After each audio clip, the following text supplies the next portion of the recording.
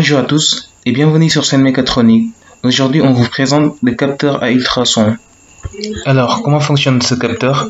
Ce capteur émet une onde ultrasonique qui traverse l'air à la fréquence de 40 000 Hz.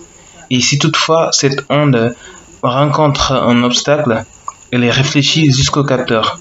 Étant donné le temps et la vitesse du son dans l'air, on peut calculer sa distance. Alors, comment générer une onde ultrasonique? Il va falloir mettre la pin trigger à l'état OU pour une durée de 10 microsecondes, ce qui va envoyer cette onde ultrasonique à la vitesse du son.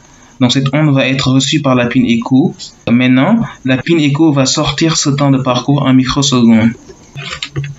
Alors, vous n'avez pas compris, il n'y a pas de souci. On vous donne un exemple. Voici une distance de 100 mètres entre capteur et obstacle. Alors, comment notre capteur va trouver cette distance-là?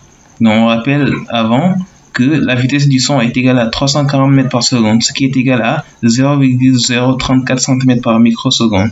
On rappelle aussi que la vitesse est égale à la distance sur le temps. Et la distance dans la pin écho est égale à 2D. Pourquoi? Parce que le signal est premièrement émis et après il est réfléchi. Donc ça fait 2 fois la distance. Alors on remplace le petit d là par 2D maintenant. Donc ce qui donne que d est égal à 0,34 fois t sur 2, parce que voilà, voici la vitesse. Donc c'est cette formule là qu'on va mettre dans le programme pour essayer de trouver la distance exacte.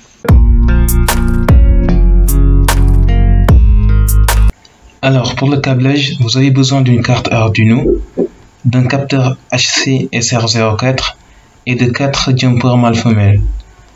VCC, vous mettez ça sur 5 volts. Ground, vous mettez ça sur ground. Et trigger et écho, vous pouvez les mettre dans n'importe quelle proche entrée-sortie digitale, sauf 0 et 1 qui sont réservés à la communication série. A few moments later.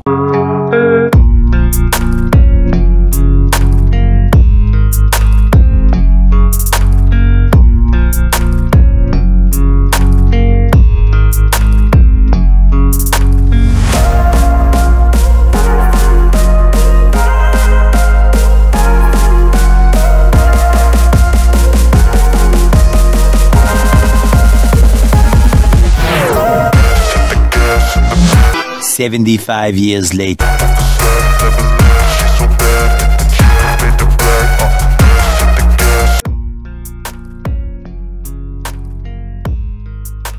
Alors voici le code. Rapidement, on revient sur les grandes lignes. On a mis aussi des commentaires. Si on oublie quelque chose, vous allez voir les commentaires. D'abord, il va falloir définir le numéro des pins trigger et écho. Et ensuite, définir les variables. On en a 2 ici. Durée et distance.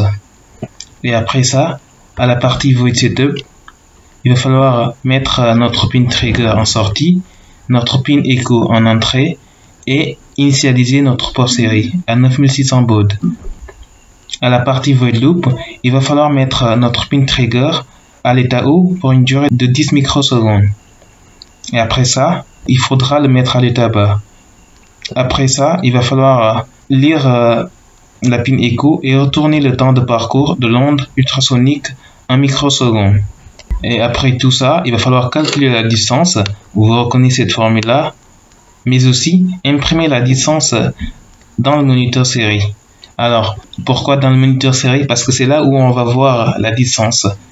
Alors, d'abord vous téléversez votre programme, c'est déjà fait. Après, vous entrez ici sur outils, après moniteur série. Vous cliquez sur moniteur série et là vous voyez les distances défiler. Donc vous voyez